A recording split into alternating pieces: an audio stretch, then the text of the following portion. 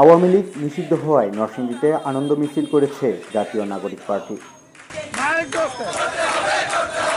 রোববার বিকেলে শহরে জেলখানা মোড় থেকে শুরু করে উপজেলা গেট পর্যন্ত আনন্দ মিছিল করে জাতীয় নাগরিক পার্টির নেতাকর্মীরা।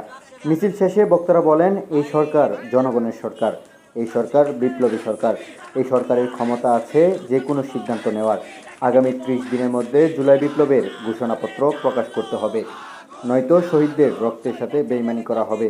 17টি বছর দেশবাসীর উপরে যে রকম জুলুম নির্যাতন চালিয়েছে, জনগণের প্রাণের দাবি ছিল এই আওয়ামী লীগকে নিষিদ্ধ করা। যারা বলছেন সংসদের মাধ্যমে সংস্কার করা হবে, তারা 53 বছর সংসদে বসেছিলেন কিন্তু কেউ সংস্কার করেননি। এতে বোঝা যায় আগামীতেও আপনারা কোনো সংস্কার করবেন না। এই সরকার যেহেতু জনগণের সরকার, এই সরকার যেহেতু বিপ্লবীদের সরকার, অতএব এই সরকারের সেই শক্তি আছে যে কোনো কিছুর সিদ্ধান্ত নেওয়ার। আওয়ামী লীগের সকল কার্যক্রম যেমন নিষিদ্ধ করেছে, আগামীতে জনগণের স্বার্থের জন্য এবং দেশের স্বার্থের জন্য সবকিছু এই সরকার করবে। এই সরকারকে সেই ক্ষমতা জনগণ দিয়ে দিয়েছে।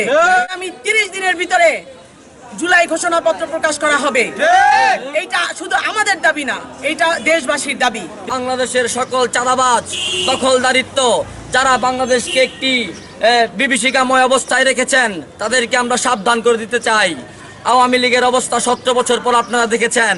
যদি বেশি বাড়াবাড়ি করেন, আপনাদের এর থেকেও ভয়ঙ্কর রূপ নিবে ইনশাল্লাহ। বাংলাদেশের জনগণ এখন আর অবুঝ নাই, সবাই বুঝে গেছেন। আপনারা যে মাথায় কাঁঠাল ভেঙে খেয়ে তারপর তাদেরকে রেখে চলে যান। ডক্টর মোহাম্মদ ইউনূসের নেতৃত্বাধীন বাংলাদেশে যে সরকার আছেন, সেই সরকারের নেতৃত্বেই সংস্কার করে বিচার কার্যক্রম শেষ করে তারপর এই দেশে নির্বাচন চাই। এর আগে বাংলাদেশের মাটিতে কোনো নির্বাচন হবে না, হবে না, হবে না।